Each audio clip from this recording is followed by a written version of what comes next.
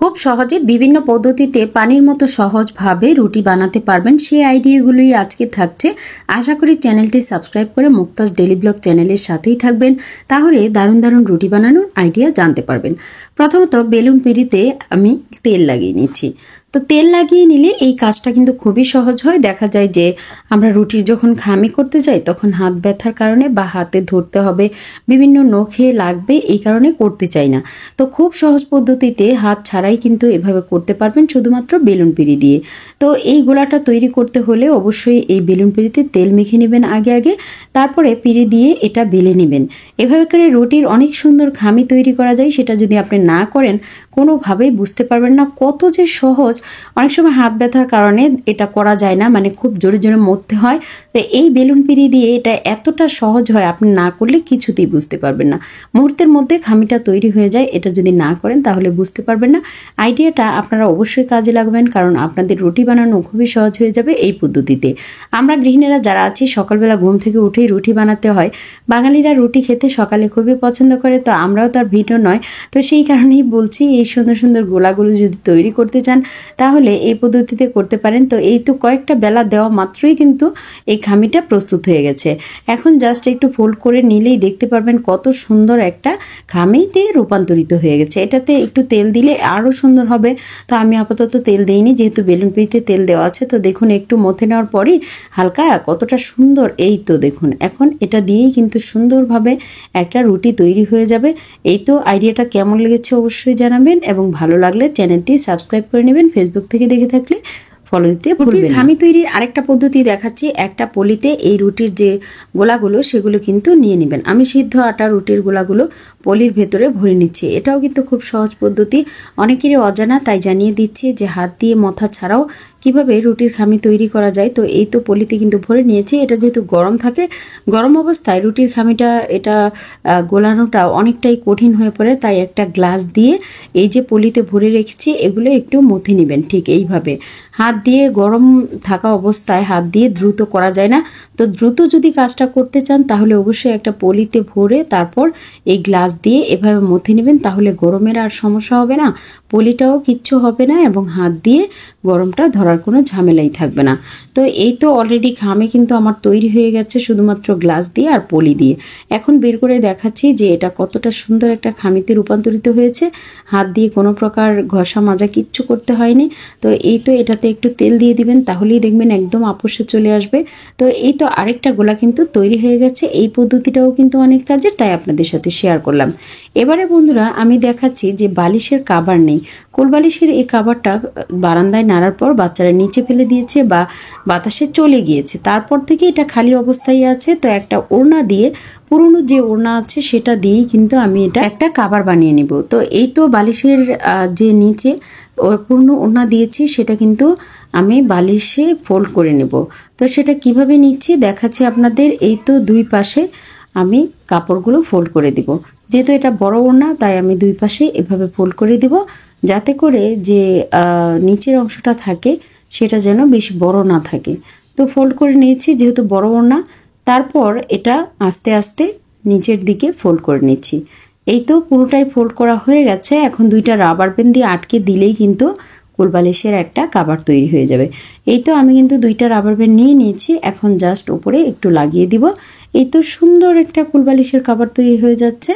এখন ওই পাশে দিয়ে দিব, এতে করে আমার আর কোলবালিশের কাভারের প্রয়োজন হলো না। একটা পুরনো ওড়না দিয়েই কিন্তু সুন্দর একটা কোলবালিশের কাভার তৈরি করে নিয়েছি। আইডিয়াটা ভালো লাগলে আপনারা ট্রাই করতে পারবেন, এবং পুরনো ওড়নাগুলো ঠিক এইভাবে কিন্তু কাজে লাগাতে পারেন। এটা অনেক বেশি কার্যকরী এবং পুরনো জিনিস কাজে লাগানোর জন্য খুবই কার্যকরী। বর্ষাকালে অতি বৃষ্টির কারণে বালিশগুলো দুর্গন্ধ হয়ে যায়, কারণ কোনো প্রকার রোদ লাগে না। এই বালিশগুলো থেকে গন্ধ আসে, ফাঙ্গাস পড়ে যায়। তো বেকিং সোডা নিয়ে নিয়েছি আমি। তারপর এখন নিয়ে নিব গায়ে মাখার যে ক্যালকাম পাউডার, যে কোনো পাউডার কিন্তু আপনারা ইউজ করতে পারেন, আর একটা ছাঁকনি। এই তিনটা জিনিস দিয়ে এটা সব কিছুর সমাধান হয়ে যাবে। তো আমি কি করি বৃষ্টির দিনে এই কাজগুলোই কিন্তু করে থাকি। তো বেকিং সোডা নিয়ে নিয়েছি, আমি যে ছাঁকনিটা নিয়েছি সেটাতে। তারপর দিয়ে দিব গায়ে মাখার পাউডার, যে কোনো কোম্পানির পাউডার কিন্তু আপনি দিতে পারেন। তারপর এটা ছাঁকনি দিয়ে পুরোটা জুড়ে কিন্তু এভাবে ছেঁকে দিচ্ছি। তো ছাঁকনি দেওয়ার কারণ হলো পুরো পাশটা যেন ভালোভাবে লেগে যায়। এটাই কিন্তু সহজ পদ্ধতি, তাই আমি করে দেখাচ্ছি।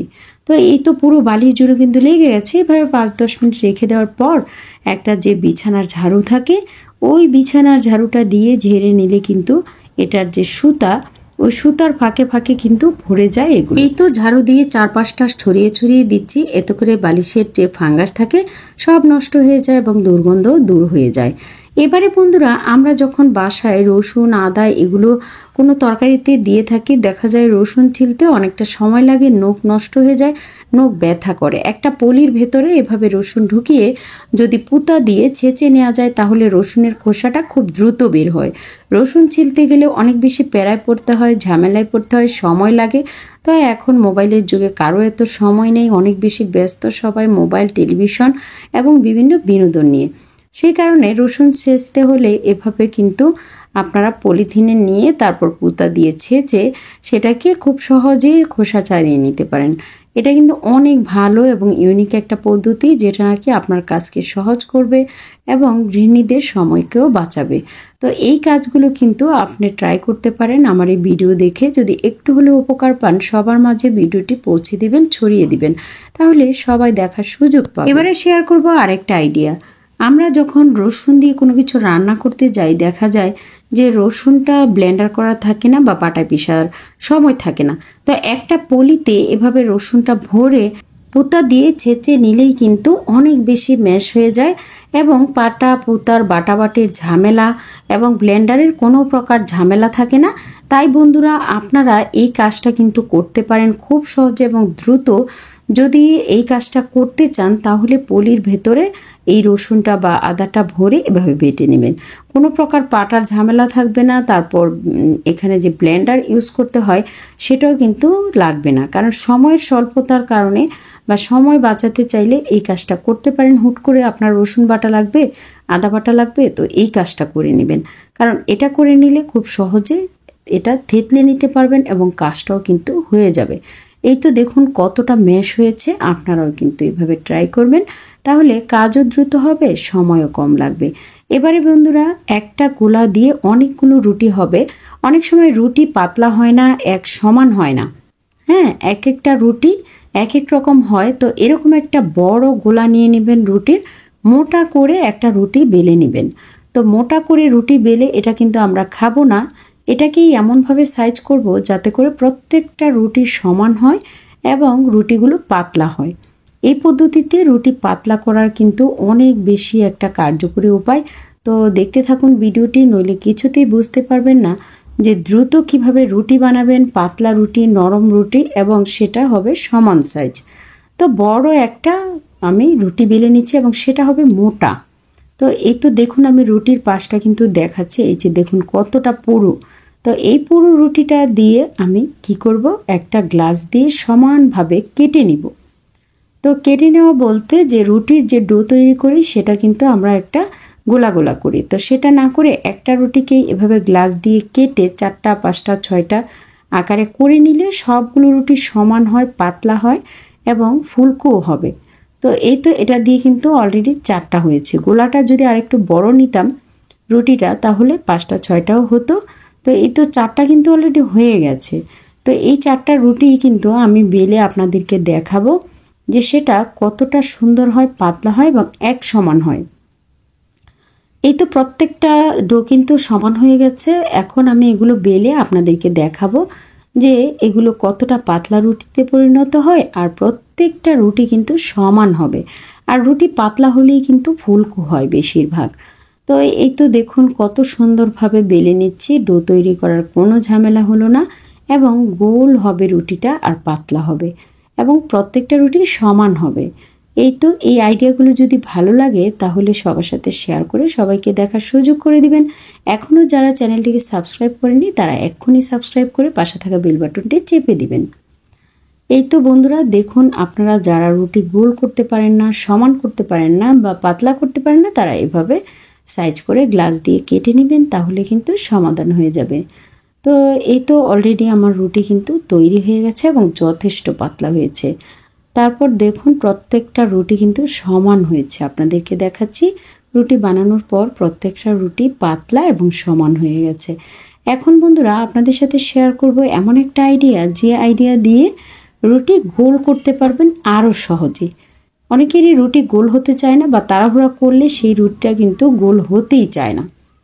দ্রুত নাস্তা বানাতে চাইলে বা গোল রুটি বানাতে চাইলে এই আইডিয়াটা অবশ্যই আপনারা ট্রাই করবেন। সেটা হচ্ছে যে বাসায় যে বক্সগুলো থাকে, অনেক সময় দেখা যায় বক্সের ঢাকনা বা বক্সগুলোই কিন্তু এক্ষেত্রে বেশি কাজে লাগে।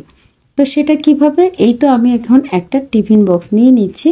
তো এরকম বক্স তো সবার বাসায় থাকে, বক্সটা উপরে দিয়ে বা বক্সের ঢাকনাটা উপরে দিয়ে রুটিটা কেটে গোল করে নেবেন। অনেক সময় যে সিলভারের বক্স থাকে না, এগুলো দিয়ে কিন্তু কেটে নিলেই হয়। বক্স উপরে দিয়ে এই তো ছুরি দিয়ে কেটে নিয়েছি। দেখুন কত সুন্দর গোল একটা রুটি হয়ে গেছে। আর এই রুটিগুলো দেখা যায় অনেক ফুলকো হয়, কারণ পাতলা হয়েছে বলে রুটিগুলো ফুলকো হতে সাহায্য করে। আজকে রুটি বানানোর সহজ পদ্ধতিগুলো আপনাদের কেমন লেগেছে অবশ্যই জানাবেন। পরবর্তীতে কোন ধরনের ভিডিও চান সেটাও কমেন্টসে জানাবেন। আপনাদের একটা কমেন্টস আমাকে ভিডিও তৈরি করতে অনেকটা সাহায্য করে।